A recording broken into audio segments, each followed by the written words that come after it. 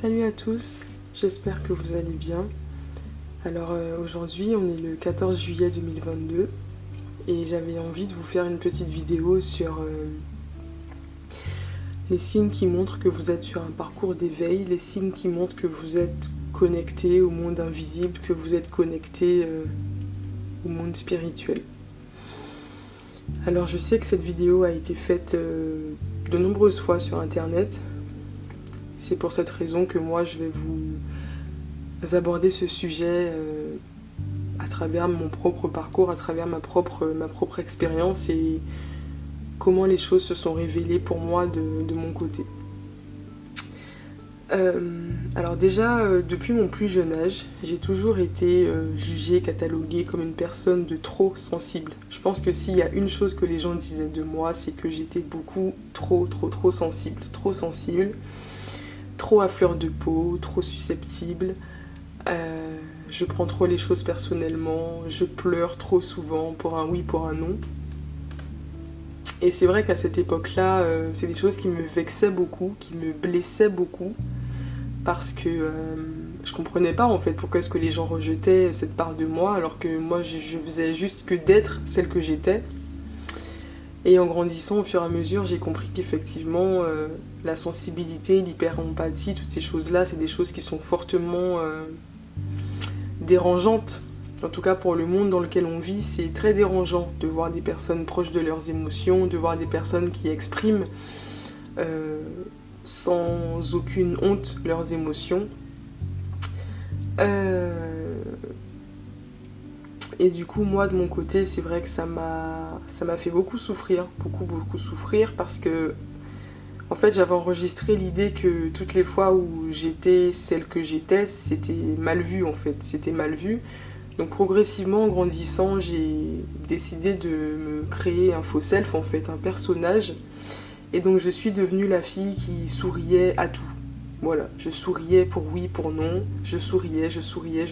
Ma peine, je la cachais en sourire. En fait, tout ce que je faisais, je souriais. Et quand j'étais triste, bah voilà, hein, je souriais. Enfin, pour tout, en fait. J'avais limite programmé un rire automatique. Ça fait que j'étais complètement confuse dans mes émotions, j'étais complètement confuse dans mes sentiments. Je savais même plus si j'étais heureuse vraiment, si j'étais triste, parce que en fait constamment le fait d'envoyer comme signal à mon cerveau le fait que je suis heureuse, ben en fait je fausse mes vrais sentiments, je fausse mes vraies émotions. Et mon cerveau s'est retrouvé comme confus en fait parmi tout ça. Et ça fait que même moi je savais même plus en fait si j'étais vraiment heureuse ou si j'étais triste. Voilà. Pour moi j'étais juste le masque de la fille gentille, donc quand j'ai grandi, les gens ont fini par penser de moi que j'étais une fille hyper joviale, hyper friendly, hyper ouverte, hyper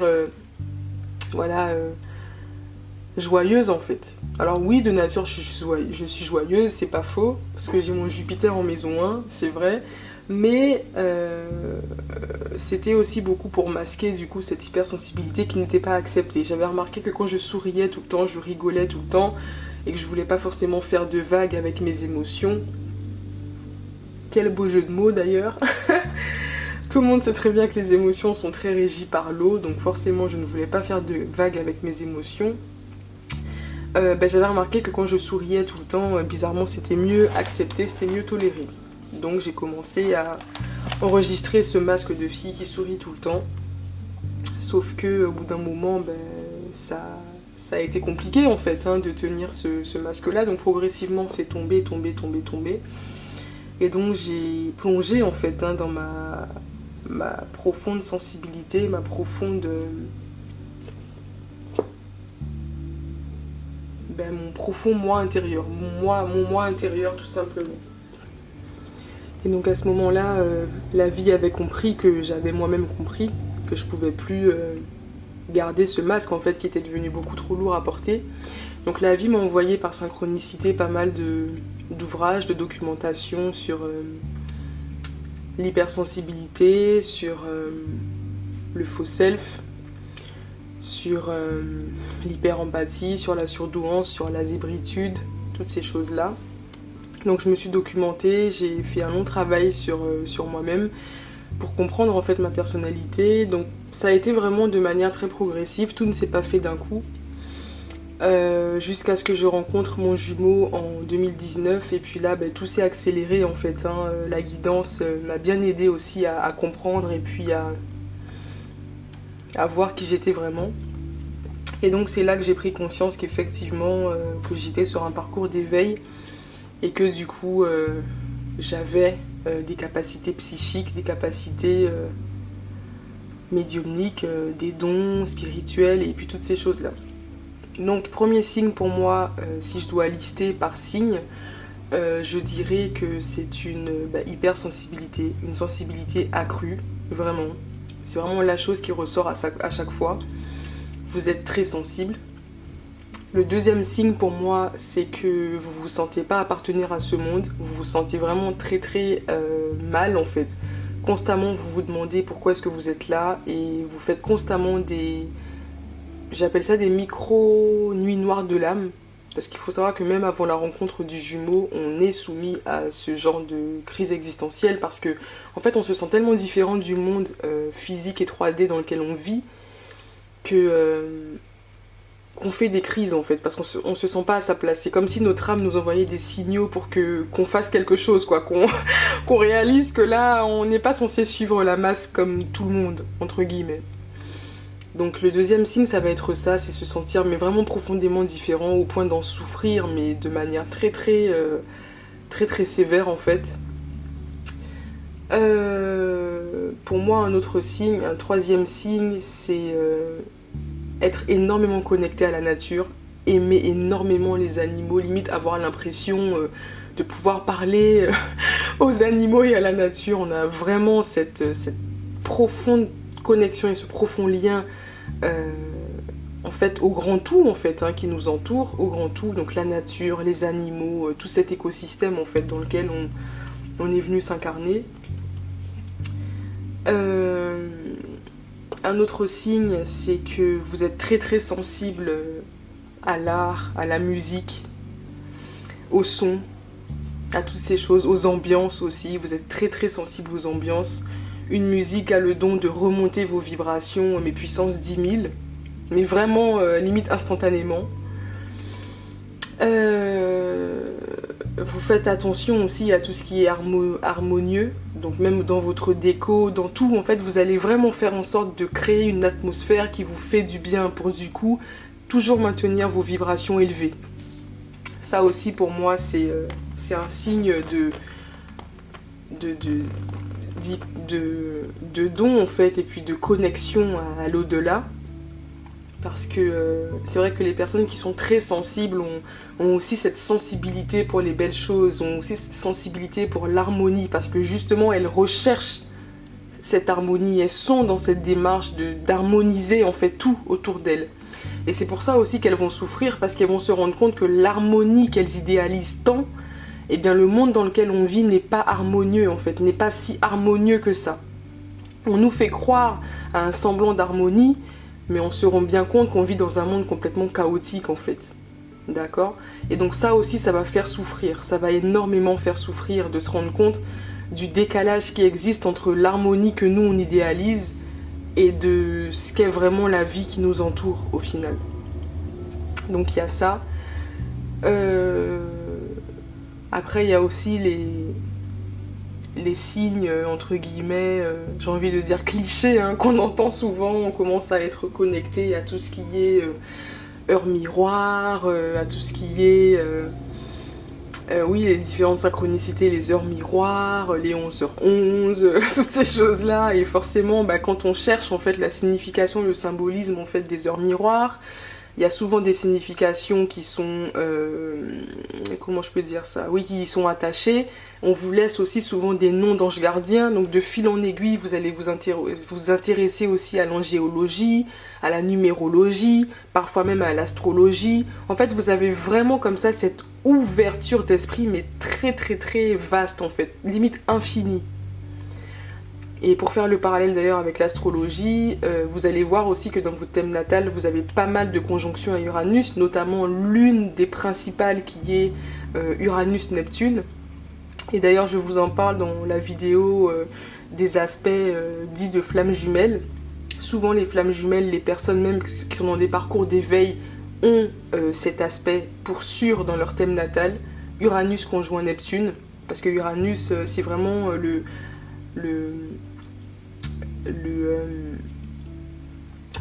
je perds mes mots. Oui, c'est l'anticonformisme en fait, c'est les choses qui sortent du cadre, qui sortent des règles en fait établies. Saturne, c'est un peu, pas Saturne, Uranus c'est un peu l'opposé de Saturne, là où Saturne veut mettre les règles, lui Uranus il veut les enlever en fait. Donc, et Neptune c'est un peu la même dynamique. Neptune c'est le grand tout, c'est la conscience commune. Neptune c'est la spiritualité, c'est l'éveil. Neptune c'est les choses impalpables, les choses invisibles. Donc quand vous avez cet aspect là, c'est doublement présent en fait. C'est doublement présent dans vos énergies. Donc pensez à regarder ça aussi si vous êtes curieux dans votre thème natal. Vous allez aussi avoir de forts aspects à Uranus-Soleil, parce que le Soleil c'est tout à propos de votre personnalité par exemple. À votre Mercure aussi, parce que le Mercure c'est votre manière de penser, c'est votre état d'esprit, votre intellect. Vous allez être très uranien dans votre personnalité, parce que justement ça vous pousse à aller au-delà du connu, ça vous pousse à sortir de votre zone de confort, ça vous pousse à sortir de tous ces carcans, ça vous pousse à sortir des sentiers battus, d'accord? Et Dieu seul sait à quel point quand on emprunte un chemin d'éveil, on peut se sentir seul et incompris parce que c'est pas partagé par la majorité des personnes. Souvent les gens mènent des vies un peu plan-plan, un peu chemin tout tracé, métro boulot dodo, et ils se posent pas plus de questions que ça. Voilà. Donc ça aussi, ça peut être un signe, si vous êtes très très ouvert à toutes ces sciences occultes, mystiques, ésotériques. Si vous aimez aussi passer du temps seul, hein, si vous aimez vraiment votre solitude, ça aussi c'est un signe. Ça aussi c'est un signe. Vous aimez beaucoup votre solitude. Pour revenir à l'astrologie, j'ai ma Vénus en maison 12, j'ai mon Mercure en maison 12. Donc lorsque vous avez pas mal de planètes en maison 12, ou même en maison 8 aussi, hein, parce que la maison 8 c'est la maison des profondes transformations, des profondes... oui, c'est des destructions pour pouvoir renaître en fait. C'est la maison des transformations. Donc plus vous avez de planètes dans votre maison 8 et plus la vie comme ça va vous envoyer le signal que dans votre incarnation, vous passerez par pas mal de transformations. Notamment cette fameuse transformation que l'on peut traverser lorsqu'on vit un chemin d'éveil. Et voilà, donc maison 8, maison 12, si vous voulez faire l'analogie avec l'astrologie par exemple. Mais voilà, ce retrait et puis cet attrait aussi pour tout ce qui est psychologie humaine. En fait, l'âme humaine vous intéresse. Vous aimez pas simplement vous intéresser à l'humain, mais vraiment à l'âme humaine, quoi. Vous poussez votre réflexion beaucoup plus loin, d'accord? C'est pas juste de la psychologie, c'est pas juste de la PNL ou des choses qui sont encore très mentales et cartésiennes. Non, vous voulez vraiment pousser dans... Voilà, vous voulez vraiment aller dans les profondeurs, en fait. Pousser la recherche. Il y a un autre signe, et je pense que là on arrive au 7e signe, c'est le fait d'avoir toujours ressenti en fait un énorme besoin, un grand besoin de vous affranchir de votre famille, de votre entourage proche, parce que vous vous sentiez tellement en décalage et tellement incompris par eux, et bien souvent c'est parmi votre famille où vous avez eu à souffrir le plus, parce que la famille, c'est vrai que c'est la première base de quelqu'un, et si on se sent déjà pas à sa place au sein de sa propre famille, ben après ça peut vraiment nous impacter en fait dans nos relations avec les autres. Et en fait c'est que vous avez tellement souffert en fait au sein de votre famille du fait d'avoir été si incompris, que vous avez qu'une idée en tête depuis très jeune, vous avez pris conscience que vous étiez pas à votre place, limite vous vous demandez mais est-ce que l'univers s'est pas trompé en fait, est-ce qu'ils se sont pas trompés de famille quoi. Et du coup c'est comme si vous faisiez un pacte avec vous-même depuis jeune en vous disant que je me promets que quand je serai grande je vais quitter en fait ce cocon, je vais aller très loin, je vais peut-être changer de pays, je vais aller vivre ma vie ailleurs, mais je vais sortir de là parce que je me sens juste pas à ma place. Et ça peut vous faire beaucoup souffrir, ça peut beaucoup faire souffrir aussi votre entourage parce qu'ils ne comprennent pas ce décalage. Mais après tout ça c'est inconscient, hein, c'est très très inconscient, mais vous le ressentez au plus profond de vos tripes. Voilà, donc ça c'est un autre signe. Un huitième signe, c'est que vous êtes aussi très attiré par tout ce qui est lié à la mort. Tout ce qui est mort, après la mort, la réincarnation, les cycles de réincarnation, l'âme humaine, qu'est-ce que devient l'âme après la mort. Voilà, vous êtes vraiment attiré par ces mondes occultes, un peu sombres, un peu tabous en fait, hein, un peu tabous. Vous êtes très dans le Scorpio vibe en fait. Vous parlez de choses comme ça, très tabous, de choses que les gens ont peur d'aborder justement. Et tout à l'heure, je disais que vous avez pas mal d'aspects à Uranus, mais vous avez aussi beaucoup d'aspects à Pluton, hein, quand vous êtes comme ça dans ces chemins d'éveil, parce que Pluton, justement, nous pousse à aller creuser en dessous de la surface, en dessous des marécages, en fait. Et pour pouvoir aller chercher des petits trésors et les ressortir, du coup, les refaire monter à la surface. Vous avez cette tendance-là à aller explorer vraiment les profondeurs de votre inconscient, de votre âme, et puis constamment à faire des psychanalyses de vous-même, vraiment à être intéressé, mais par une profondeur. Vous aimez la profondeur, en fait. Voilà. Vous êtes vraiment dans les énergies plutoniennes. Et pour la petite anecdote, je me rappelle, ça devait être la première fois que j'allais à un enterrement. J'étais encore sur mon île natale à ce moment-là, donc en Guadeloupe. Et il y avait un membre de la famille, mais très éloigné, hein, ça devait être la sœur du mari de ma tante, donc de la sœur de ma mère, et on avait été à l'enterrement de cette dame. Et je me rappelle, je regardais le cercueil, ça va peut-être choquer des personnes, je suis désolée, je regardais le cercueil, je regardais le contexte en fait autour. C'était une veillée, je pense, on était dans une veillée et je regardais vraiment les choses, le cercueil, l'ambiance, l'atmosphère, le visage le visage des gens, et franchement je me rappelle, je vous en parle, je devais avoir peut-être 8 ans ou 9 ans, ou même un peu plus jeune je pense. Mais je vous en parle, mais j'ai l'impression vraiment que c'était hier. Là, pendant que je vous parle, j'ai limite l'image. Je me rappelle de tout, des détails. Vraiment, c'est vraiment incroyable. C'est limite flippant, en fait. Et je me rappelle de ce jour-là, j'étais vraiment fascinée par ça. Les gens étaient tristes, ils pleuraient. Mais moi, j'étais là, je regardais, et je me posais des questions, tout ça. Et j'étais vraiment fascinée. Et je me rappelle que j'avais regardé en fait le corps de la dame en fait. Je sais pas comment expliquer, mais ça me fascinait en fait. Et je suis désolée pour les âmes sensibles qui vont peut-être être muées par tout ça, mais c'est vrai que c'est un truc qui je sais pas, ça me fascinait en fait. Ça me fascinait, j'imaginais la vie qu'elle a pu avoir, les conditions de sa mort. J'étais vraiment non, vraiment, même moi, je dis ça, je me choque moi-même, mais j'étais partie dans un imaginaire où voilà, je refaisais la vie de la dame en fait. Enfin bon, et ce qui m'a le plus marqué à ce moment-là, c'est qu'à la fin de cette cérémonie, du coup, donc avec ma mère, on rentre et tout, toutes les deux, et sur le chemin, en fait, la dame habitait, la réception était non loin de la maison familiale, donc on est rentré à la maison à pied. Et pendant qu'on marchait, tout ça, je suis là avec ma mère, elle me prend par la main, et je me rappelle de cette scène encore comme si c'était hier. Je dis à ma mère, waouh et tout... franchement, les funérailles, c'est quelque chose, hein, c'est... Ah ouais, je crois que j'avais même dit à ce moment-là, mais genre, vive la mort, quoi. Vive ce genre d'événement, je trouve ça trop, passionnant, quoi. Et ma mère qui me regarde avec des yeux écarquillés, pardon, comment ça mais vive la mort, mais pourquoi tu dis ça? Elle était vraiment dans l'incompréhension. Et avec du recul, je me dis, mais Ludmilla, mais c'est normal, c'est surtout à ton âge, en fait, t'es pas censé parler comme ça, dire des choses comme ça, quoi. Mais voilà, en tout cas, ça peut être un signe aussi qui montre vos capacités psychiques, vos capacités psychiques et votre attrait pour l'au-delà en fait, hein, votre connexion à l'au-delà. C'est comme si les âmes comme ça inconsciemment commençaient déjà à vous préparer, à vous appeler, à vous inciter à rentrer en lien avec elles. Quoique en grandissant après, pour se conformer au moule, on va avoir tendance à étouffer ça, à éteindre ça.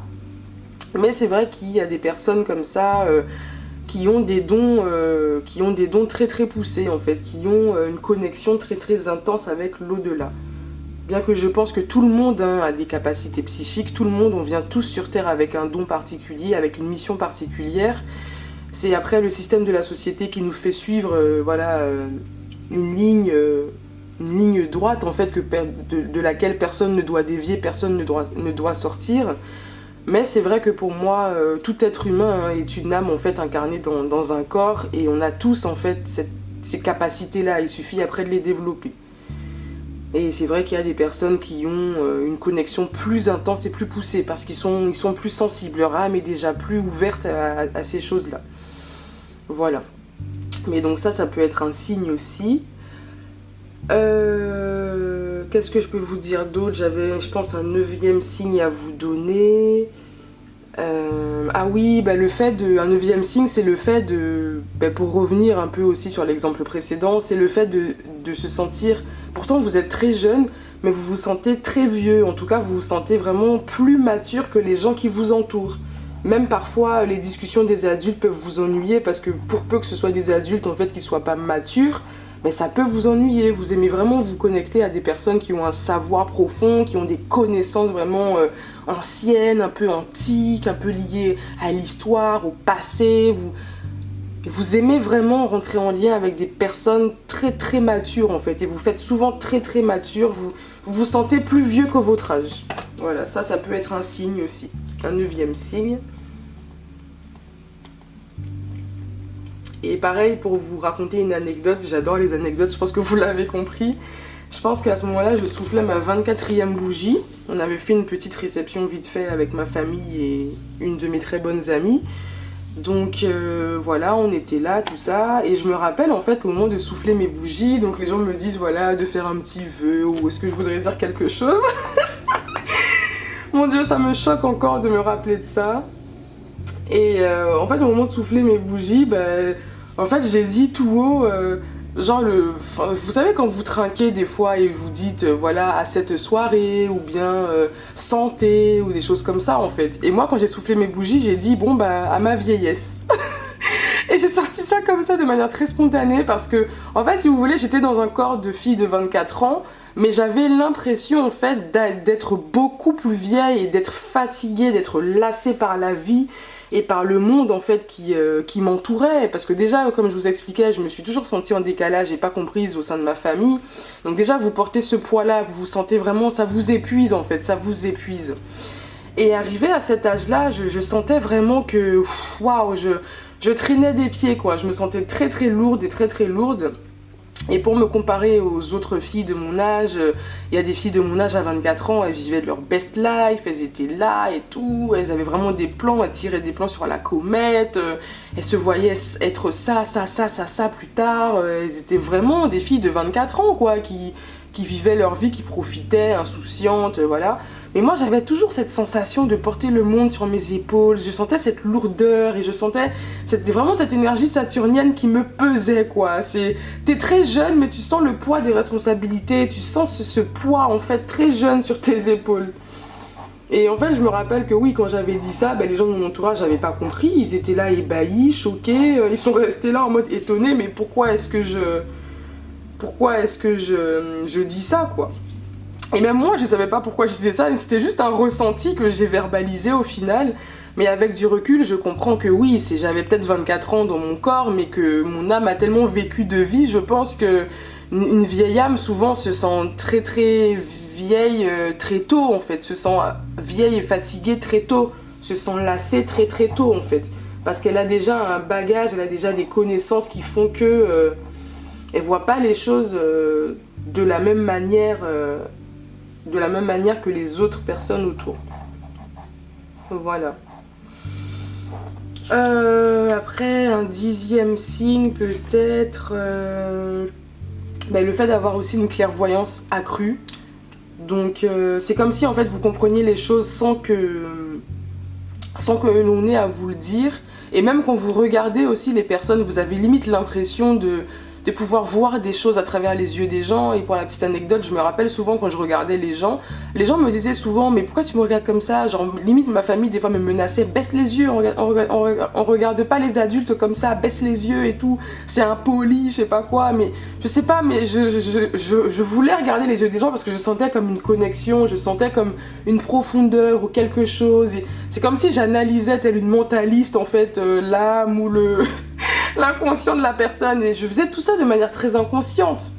Mais maintenant, je me rends compte qu'effectivement, avec du recul, ça peut être très malaisant, ça peut être très très gênant, quoi, parce que la personne, limite, elle a l'impression que tu l'as... Oui, que tu la dévisages et que tu la scrutes, en fait. Et souvent, ces personnes-là qui ont des dons, elles ont des yeux parfois très très clairs et très profonds, très... Comment expliquer ça?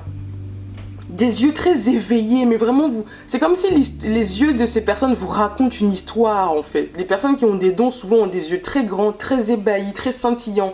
Et si les yeux ne sont pas clairs, parce que du fait de leur ethnie, tout ça, ils n'ont pas forcément les yeux clairs, mais en tout cas, des grands yeux noirs, des yeux très perçants, des yeux limite intimidants, quoi. C'est limite, des fois, vous osez plus regarder les gens dans les yeux parce qu'on vous a trop dit à l'époque, ton regard m'intimide, ton regard me met mal à l'aise, en fait.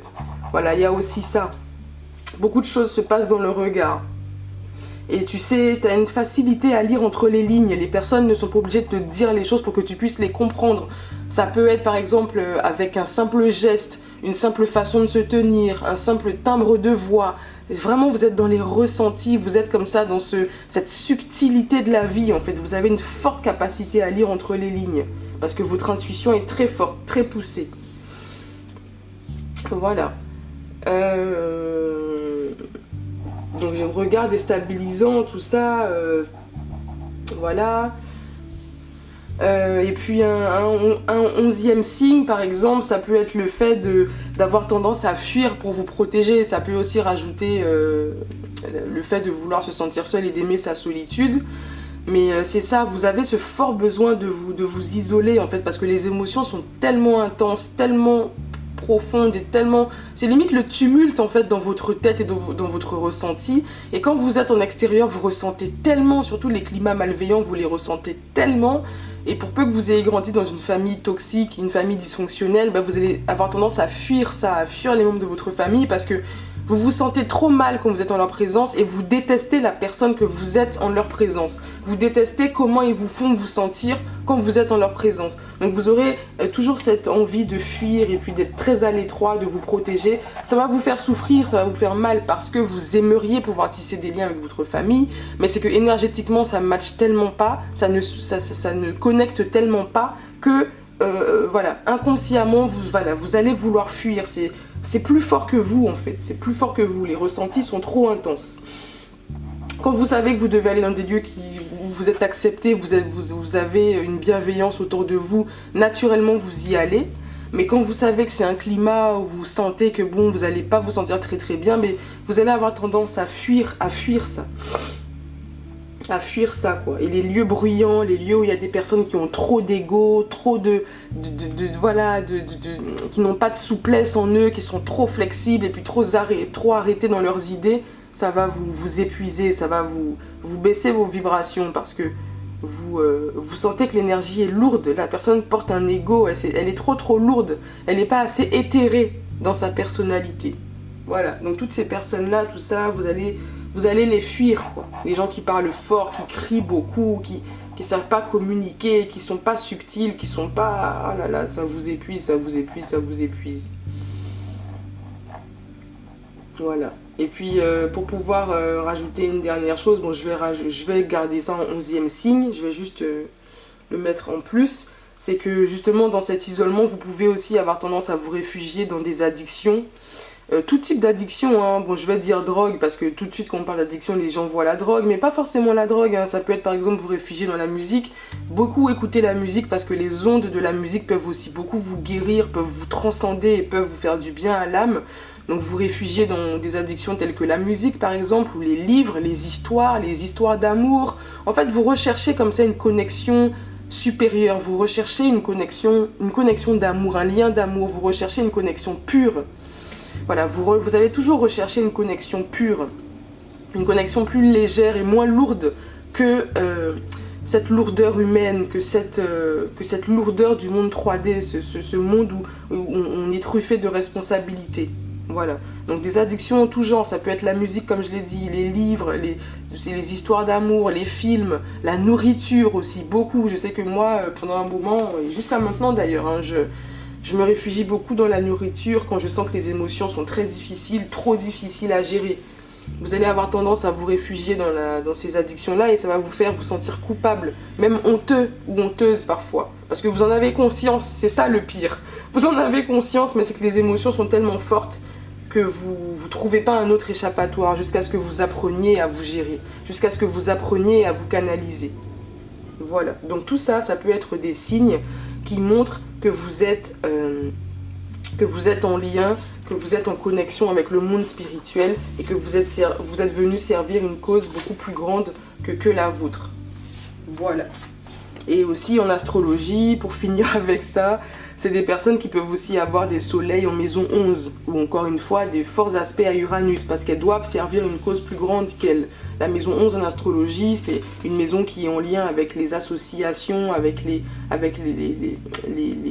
missions communes, avec des projets en commun, avec le collectif, faire des choses pour le collectif.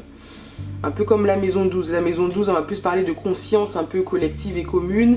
Mais la maison 11, c'est vraiment voilà, des projets pour le grand tout. Par opposition, là où la maison 5, ce sera des projets pour soi-même, des œuvres ou des choses un peu plus personnelles pour servir son propre ego, si je peux dire ça comme ça. La maison 5, c'est ça, c'est la maison de l'ego. Mais la maison 11, c'est la maison opposée à cet ego, justement. La maison 11, c'est un art que vous allez faire, non pas pour servir votre ego, mais pour servir le grand tout. Pour servir, en fait, voilà, l'humanité avec un grand H. Voilà. Donc si vous voulez en savoir plus, vous êtes curieux, n'hésitez pas à faire des liens comme ça avec l'astrologie, ça peut vous aider à y voir plus clair. Voilà. Bon, bah, c'est ce que je voulais vous dire. Hein. Voilà les 11 signes qui peuvent montrer que vous êtes connecté à un monde plus subtil, à un monde éthéré et à un monde beaucoup plus léger que le monde 3D dans lequel on vit. Si vous avez des questions, n'hésitez pas à me contacter, à me laisser un mail par exemple, ou à même écrire en commentaire votre expérience avec ce monde subtil et avec ces différents signes que j'ai énumérés. D'ici là, je vous envoie beaucoup d'amour, je vous fais de très très gros câlins. Je vous dis de prendre soin de vous, de rester proche de votre lumière, de rester proche de votre cœur, de vos émotions, de votre intériorité, et puis d'accepter surtout la personne que vous êtes. De ne pas vous laisser éteindre, de ne pas laisser le monde éteindre votre lumière et éteindre la personne que vous êtes. Chacun est comme il est, chacun est venu s'incarner avec des énergies qui lui sont propres. Alors ne vous laissez pas détourner, corrompre, distraire. Conservez vos énergies, remontez vos vibrations et soyez fiers de qui vous êtes. Osez être vous-même, osez vivre votre vie. Voilà. Gros bisous mes belles âmes et prenez très grand soin de vous. Bisous. Tell me why you're crying, how can it be big deal? When you gave me something I don't really feel. But you knew that already. When I found you on the ground, you were dying. Now you call me to my yard, uninvited. Can't you see me on the edge? I'm nothing. If the world was ending, would you cry or would you try to